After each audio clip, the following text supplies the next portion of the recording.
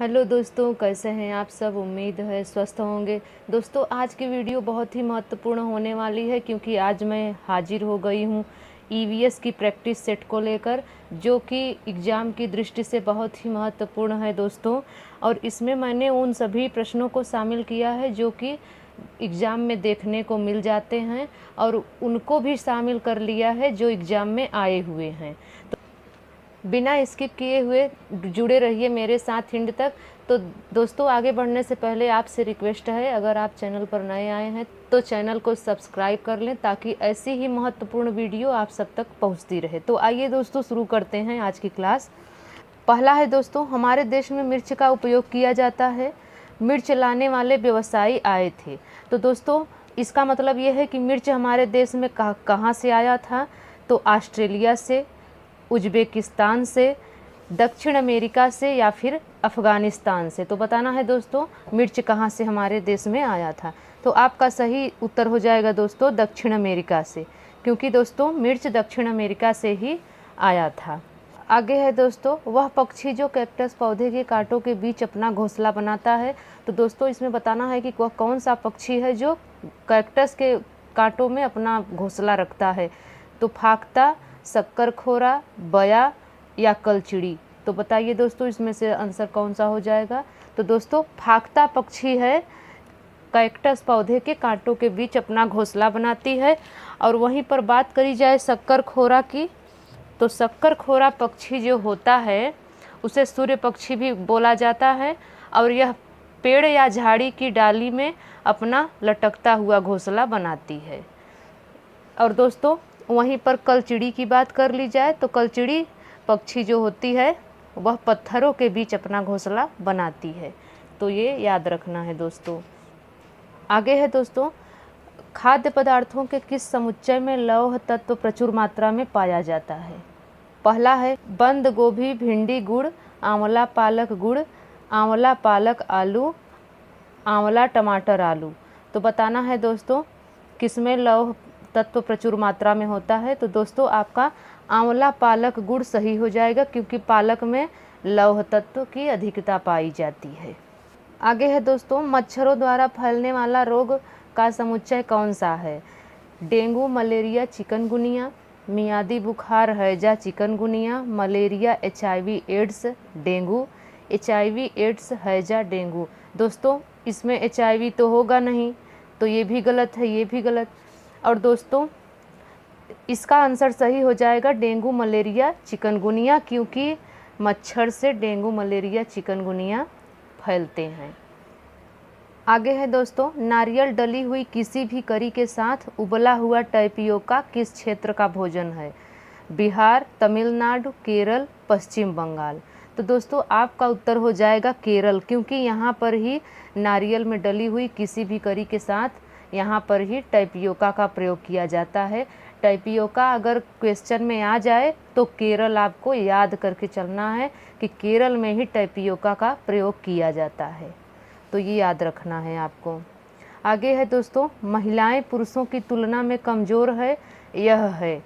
तो महिलाएं पुरुषों की तुलना में कमज़ोर है, तो यह क्या है। मिथक है, वैज्ञानिक तथ्य है, रूढ़िबद्ध धारणा है या फिर अंधविश्वास है। तो दोस्तों यह आपका उत्तर हो जाएगा कि मिथक है। महिलाएं पुरुषों की तुलना में कमज़ोर हैं, यह मिथक है। आगे है दोस्तों, बाला का पूर्ण रूप क्या होता है। तो बाला का पूर्ण रूप क्या है। मस्तिष्क सहायता प्राप्त अधिगम असाइनमेंट, या अधिगम सहायक के रूप में ब्रेल, या अधिगम सहायक के रूप में बिल्डिंग, या ब्रेल सहायता प्राप्त अधिगम आकलन। तो दोस्तों आपका उत्तर हो जाएगा सी, क्योंकि इसका अर्थ, बाला का अर्थ होता है बिल्डिंग एज लर्निंग एड, अर्थात अधिगम सहायक के रूप में बिल्डिंग। यही आपका उत्तर सही हो जाएगा।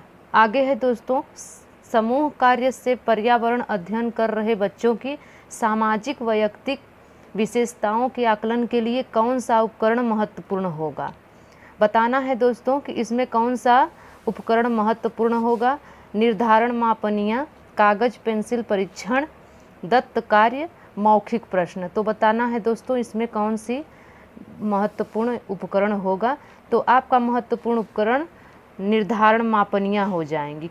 निर्धारण मापनी किसे कहते हैं दोस्तों, वो भी जानते चलिए।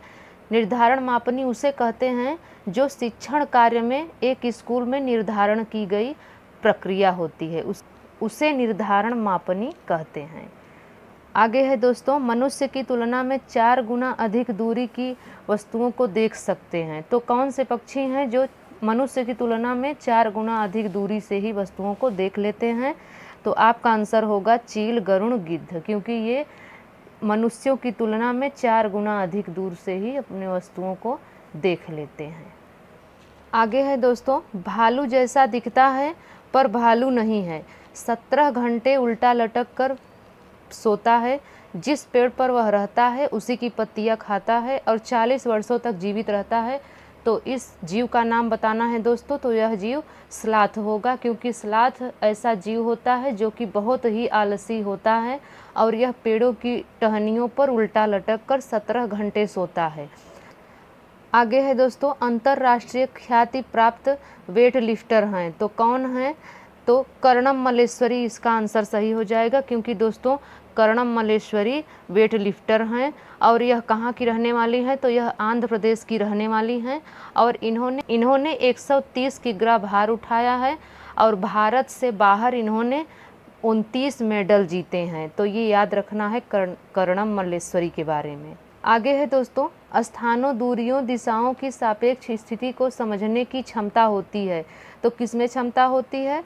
तो चित्रण कौशल में होती है, क्योंकि दोस्तों अगर बच्चों को किसी भी स्थान को दिखाना हुआ तो वह हम चित्र के माध्यम से दिखा सकते हैं। आगे है दोस्तों, भारत में किस क्षेत्र में स्थानांतरित खेती का रिवाज है? दोस्तों यहाँ पर स्थानांतरित का भी अर्थ समझ लेना चाहिए। इसको झूम खेती के नाम से भी जाना जाता है और यह कहाँ का रिवाज है? यह उत्तर पूर्वी क्षेत्र का रिवाज है। दोस्तों यहाँ पर क्या होता है कि लोग जंगलों को जला देते हैं और वहाँ पर खेती करते हैं। आगे है दोस्तों, ताजमहल के पीले होने का कारण क्या है? तो ताजमहल क्यों पीला होता जा रहा है? उसका कारण सल्फर डाइऑक्साइड है, क्योंकि सल्फर डाइऑक्साइड के कारण ही ताजमहल पीला होता जा रहा है। आगे है दोस्तों, गोलकोंडा किला किसने बनवाया है? तो याद रखना है दोस्तों, गोलकोंडा किला काकतीय राजवंश ने बनवाया है।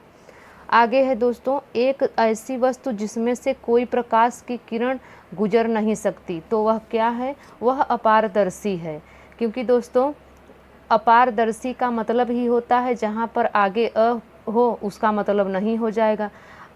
पारदर्शी होता तो उसका अर्थ ये होता कि ऐसी वस्तु जिसमें प्रकाश की किरण आर पार हो सकती थी, लेकिन अपारदर्शी का अर्थ यही होता है कि जिसमें प्रकाश की किरण आर पार नहीं हो सकती है। तो आपका उत्तर अपारदर्शी हो जाएगा। आगे है दोस्तों, जंगल को तोरांग कहा जाता है, वह कौन सा राज्य है?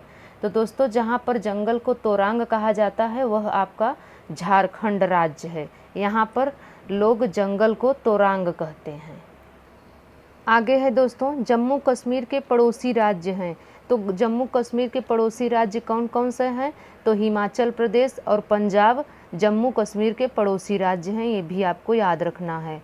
आगे है दोस्तों, पशुओं की त्वचा पर विविध पैटर्न या डिजाइन किसके कारण होता है? तो दोस्तों याद रखना है कि उनकी त्वचा पर बालों के कारण होता है। जैसे जेब्रा होता है तो वह उनकी बालों के कारण डिजाइन बना दिखता है। आगे है दोस्तों, जो व्यक्ति जंगल में कम से कम 25 वर्षों से रह रहे हैं उनका उस जंगल भूमि पर तथा उसमें पैदा होने वाली वस्तुओं पर अधिकार है। तो यह जनादेश दिया गया था, किसके माध्यम से यह जनादेश दिया गया था? कि जो जंगल में 25 वर्षों से रह रहे हों तो उस जंगल की भूमि पर उसमें पैदा होने वाले वस्तुओं पर उन्हीं का अधिकार है। तो यह जनादेश जंगल अधिकार अधिनियम 2007 द्वारा दिया गया था। आगे है दोस्तों, घटपर्णी पौधा जिसे निफेंथीस भी कहा जाता है, यह क्या करता है? यह मेढकों, कीड़े मकोड़े, चूहे को चालाकी से फंसाकर खा जाता है। और दोस्तों याद रखना है कि घटपर्णी पौधा कहाँ पाया जाता है? तो यह मेघालय में पाया जाता है। आगे है दोस्तों, पर्यावरण अध्ययन में प्रश्न करने को एक युक्ति के रूप में प्रयोग किया जाता है। तो किस लिए प्रयोग किया जाता है प्रश्न को एक युक्ति के रूप में? कक्ष में जिज्ञासा को बढ़ाने के लिए। दोस्तों याद रखना है कि अगर कोई शिक्षक है, अगर वो पढ़ा रहा है तो बच्चे प्रश्न पूछ रहे हैं तो वह सक्रिय रूप से बालक अपनी जिज्ञासा को बढ़ा रहे हैं। आगे है दोस्तों, चेराओ नाच कहाँ के लोग किया करते हैं? तो चेराओ नाच याद रखिए, मिजोरम के लोग चेराओ नाच करते हैं। आगे है दोस्तों, सपेरा के बीन बजाने पर सांप अपने सिर को इधर उधर घुमाता है, तो यह वाद्य यंत्र के प्रति कैसे अनुक्रिया कर रहा है? दोस्तों यह वाद्य यंत्र द्वारा उत्पन्न कंपनों के प्रति अनुक्रिया करता है, तभी इधर उधर अपने सिर को घुमाता है। याद रखना है दोस्तों, सांप के पास कान नहीं होता। और बात की जाए कि भारत में कितने प्रकार के सांप पाए जाते हैं, तो भारत में 4 प्रकार के सांप पाए जाते हैं, जिसमें नाग, जिसको किंग कोबरा कहते हैं, और करैत, जिसको रेगिस्तानी सांप कहते हैं, अफाई और दुबैया। तो यह 4 प्रकार के सांप पाए जाते हैं दोस्तों, ये भी आपको याद रखना है। आगे है दोस्तों, भारत में सींग युक्त गैंडा कहाँ पाया जाता है? तो भारत में सींग युक्त गैंडा असम में पाया जाता है, इसको भी याद रखना है। आगे है दोस्तों, एक सींग वाले गैंडे का अभ्यारण्य कहाँ स्थित है? तो एक सींग वाले गैंडे का अभ्यारण्य काजीरंगा में स्थित है। आगे है दोस्तों, चंद्रप्रभा वन्य जीव अभ्यारण्य कहाँ स्थित है? तो चंद्रप्रभा वन्य जीव चंदौली में स्थित है। आगे देखते हैं दोस्तों, हेली राष्ट्रीय उद्यान को बदलकर जिम कॉर्बेट राष्ट्रीय उद्यान कहा जाता है। पहले दोस्तों इसका नाम, जिम कॉर्बेट का नाम हेली राष्ट्रीय उद्यान था, बाद में इसको बदल दिया गया, इसको जिम कॉर्बेट राष्ट्रीय उद्यान कर दिया गया। आगे है दोस्तों, राजस्थान राज्य का पक्षी अभ्यारण्य कहाँ स्थित है? तो राजस्थान राज्य का पक्षी अभ्यारण्य भरतपुर में स्थित है। आगे है दोस्तों, मध्य प्रदेश को किस नाम से जाना जाता है?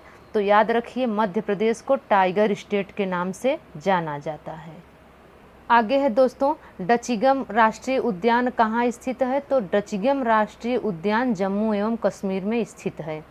आगे देखते हैं दोस्तों, शांत घाटी केरल में प्रसिद्ध है, और यह क्यों प्रसिद्ध है? तो यह जैव विविधता के लिए प्रसिद्ध है, इसको याद रखना है। आगे है दोस्तों, केदारनाथ अभ्यारण्य किसके लिए जाना जाता है? तो केदार अभ्यारण्य कस्तूरी के लिए जाना जाता है। आगे दोस्तों, गल्फ ऑफ मन्नार मैरीन राष्ट्रीय पार्क कहाँ स्थित है? तो गल्फ ऑफ मन्नार मैरीन राष्ट्रीय पार्क तमिलनाडु में स्थित है। आगे देखते हैं दोस्तों, बांधवगढ़ राष्ट्रीय उद्यान कहाँ स्थित है? तो बांधवगढ़ राष्ट्रीय उद्यान मध्य प्रदेश में स्थित है। आगे है दोस्तों, सरिस्का रणथंभौर किसके लिए सुरक्षित स्थान है? तो सरिस्का रणथंभौर बाघ के लिए सुरक्षित स्थान है। आगे है दोस्तों, दंपा टाइगर रिजर्व कहाँ स्थित है? तो दंपा टाइगर रिजर्व उड़ीसा में स्थित है, ये याद रखना है। तो दोस्तों मैंने प्रैक्टिस सेट के साथ साथ आपको वन्य जीव के बारे में भी बता दिया है, जो कि एग्ज़ाम की दृष्टि से काफ़ी महत्वपूर्ण है। तो दोस्तों मुझे उम्मीद है यह वीडियो आपके लिए काफ़ी हेल्पफुल रही होगी। तो मिलते हैं दोस्तों अगली वीडियो में, तब तक के लिए नमस्कार।